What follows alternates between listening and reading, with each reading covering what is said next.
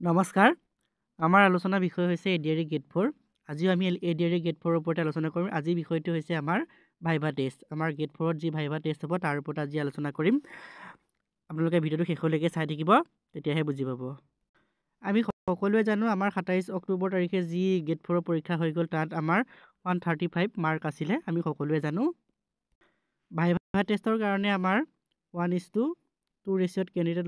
লৈ যোৱা হ'ব অৰ্থাৎ 5,000 পোষ্টৰ এগেইনষ্টত 10,000 কেণ্ডিডেট লৈ যোৱা হ'ব ভাইভা টেষ্টৰ কাৰণে আসাম ডাইৰেক্ট ৰিক্ৰুইটমেণ্টৰ আমাৰ ৰিজাল্ট দিয়াৰ কথা আছে আমাৰ ফেব্ৰুৱাৰী লাষ্ট উইক নহ'লে মাৰ্চৰ ফাৰ্ষ্ট উইক আমাৰ এইকেইদিনৰ ভিতৰতে আপোনালোকৰ আমাৰ ফেব্ৰুৱাৰী 25 তাৰিখৰ পৰা আমাৰ মাৰ্চৰ 10 তাৰিখৰ ভিতৰত হয়তো ৰিজাল্ট আহি যাব আপোনালোকে ইমান চিন্তা কৰি থাকিব নালাগে আমাৰ মাৰ্চৰ যদি প্ৰথম সপ্তাহত ৰিজাল্ট ঘোষণা কৰা হয় তেনেহ'লে আমাৰ কি হ'ব এপ্ৰিলৰ আপোনালোকৰ 15 তাৰিখৰ ভিতৰত আমাৰ এপ্ৰিলৰ 10ৰ পৰা 15 তাৰিখৰ ভিতৰত আমাৰ যি গেট 4ৰে হওক বা আমাৰ গেট 3ৰে হওক স্কিল টেষ্টে হওক বা আমাৰ ভাইভা টেষ্টে হওক অনুষ্ঠিত হৈ যাব আমাৰ এপ্ৰিলৰ 15 তাৰিখৰ ভিতৰত আৰু আমাৰ মে' মাহৰ 10 তাৰিখে নিযুক্তি দিয়া কথা আছে আমাৰ মে' মাহৰ 10 তাৰিখে আৰু এই মে' মাহৰ 5 তাৰিখলৈকে আপোনালোকৰ ফাইনেল ৰিজাল্টটো আহি যাব আমাৰ গেট 4 আৰু আমাৰ যি ৰিটেন টেষ্ট হৈ গ'ল সেই তাৰ মিলাই ফাইনেল ৰিজাল্ট আমাৰ মে' মাহৰ 5 তাৰিখৰ ভিতৰত আহি যাব আমাৰ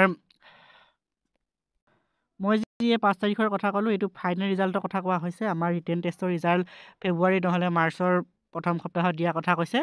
আমাৰ এইটো যি 5 তাৰিখৰ কথা ক'লোঁ 5ৰ পৰা আপোনালোকে 7 তাৰিখৰ ভিতৰত পাই যাব আমাৰ 10 তাৰিখে যিহেতু নিযুক্তি দিব বুলি কৈছে মে' মাহৰ 5ৰ পৰা 7 তাৰিখে মে' মাহৰ আমাৰ ফাইনেল সকলোখিনিৰে ৰিজাল্ট পাই যাব আমাৰ 5ৰ পৰা 7 তাৰিখৰ ভিতৰত আমাৰ প্ৰথম সপ্তাহতেই আমাৰ মে' মাহৰ প্ৰত্যেকৰে আমাৰ আসাম পুলিচৰে হওক আসাম পুলিচ তাৰ পৰা আমাৰ যি আমাৰ এডিআৰই গেট 4 হওক গেট 3 হওক তাৰ পৰীক্ষাৰ ৰিজাল্টটো আপোনালোকে মে' মাহৰ প্ৰথম সপ্তাহত পাই যাব ফাইনেল ৰিজাল্টটো হয় এইটো আমি ভাইভা টেষ্টৰ ওপৰত আলোচনা কৰিম আজি আমাৰ ভাইভা টেষ্টৰ মাৰ্ক কিমান হ'ব বুলি বহুতে প্ৰশ্ন কৰি আছে মাৰ্কৰ কথা আমাৰ মাৰ্ক 15 মাৰ্ক বুলি আমাৰ এটা তথ্যৰ পৰা জানিব পৰা গৈছে যি আমাৰ আসাম গেজেট ওলাইছিলে তাত লিখা আছিলে যে আমাৰ ইণ্টাৰভিউ বা আমাৰ যি ভাইভা টেষ্ট হ'ব তাত আমাৰ 15 মাৰ্ক এটা থাকিব কিন্তু আমাৰ 15 মাৰ্কে থাকে বা আমাৰ 5 মাৰ্কে থাকক তাত আমাৰ ক'বলগীয়া একো নাই আমাৰ 15 মাৰ্ক থাকিলে আমাৰো ভালেই আমাৰ 5 মাৰ্ক থাকিলেও ভাল আমাৰ যিকোনো এটা মাৰ্ক দিলে হ'ল আমাৰ 15 মাৰ্ক যদি দিয়ে হয়তো আমাৰ যিখন ITI পেপাৰ হয় সেইখনত এটা প্ৰেক্টিকেল টেষ্ট হ'ব পাৰে পূৰ্ণ সম্ভাৱনা আছে যে আমাৰ যোনখন ITI পাছ সেইখনত প্ৰেক্টিকেল টেষ্ট এটা হোৱা প্ৰেক্টিকেল টেষ্টে হ'ব লাগে আমাৰ যিখন গেট 4ৰ ITI পাছ হয় আমাৰ যদি এই 15 মাৰ্কৰ ভাইভা টেষ্ট হয় তেনেহ'লে আমাৰ কিছুমান কেণ্ডিডেটৰ ক্ষেত্ৰত ভাল হ'ব কিয় ভাল হ'ব বুলি কৈছোঁ আমাৰ যদি এজন কেণ্ডিডেট আমাৰ SC কাষ্টৰ কেণ্ডিডেটৰ কথা কৈছোঁ মই যদি 80 পাইছে তেখেত কাট অফত গৈছে তেখেতে যদি 15 ভিতৰত যদি হয়তো 12 বা 12 বা 13 নম্বৰ উঠাব পাৰে তেনেহ'লে তেখেতৰ মাৰ্কটো ফাইনেল চিলেকশ্যনৰ মাৰ্কটো বাঢ়ি যাব তেনে ক্ষেত্ৰত এইজনে আমাৰ 15 মাৰ্ক যদি ভাইভাত থাকে তেনেহ'লে চান্স এটা থাকে আমাৰ 5 নম্বৰ থাকিলে তেনেকুৱা এটা হ'ব নাযায়গৈ আমাৰ 5 নম্বৰ ওপৰতে আমাৰ হেৰিটো হ'ব আমাৰ যিটো ফাইনেল ৰিজাল্ট আমাৰ কোনেওতো 5 নম্বৰ নাপায় 5 নম্বৰ কাকো নিদিয়ে হয়তো 2 এজন ওলাব 5 নম্বৰ পৰা আমাৰ 2 পৰা 3 নম্বৰ তেনেকুৱা ভিতৰতে থাকিব আমাৰ যদি 5 মাৰ্কৰ হয় 15 মাৰ্কৰ হ'লে অলপ ভাল হয় যদি আমি দেখা যাব কি হয় আমাৰ অফিচিয়েল নটিফিকেশ্যন যেতিয়া আহিব তাত লিখা আহিব আমাৰ ফেব্ৰুৱাৰী লাষ্ট উইক বা মাৰ্চৰ ফাৰ্ষ্ট উইকত যেতিয়া ৰিজাল্ট দিব তেতিয়া আমি সকলোখিনি কথা গম পাই যাম যে আমাৰ 15 মাৰ্কৰে পৰীক্ষা হ'বনে ভাইভা টেষ্ট নে 5 মাৰ্কৰ হ'ব আমি ইয়াৰ ওপৰত মাথা নামাৰি আমি এটা প্ৰিপাৰেশ্যন কৰা আৰম্ভ কৰি দিব লাগে যে 15 মাৰ্কৰ হ'লেও আমাৰ প্ৰিপাৰেশ্যন কৰিব লাগিব 5 মাৰ্কৰ হ'লেও প্ৰিপাৰেশ্যন কৰিব লাগিব আপোনালোকে প্ৰিপাৰেশ্যন কৰি থাকক আপোনালোকে এটা ভাল ফল পাব মই ক'লোৱে যে ফাইনেল ৰিজাল্ট আপোনালোকৰ আহিবগৈ মে' মাহৰ প্ৰথম সপ্তাহত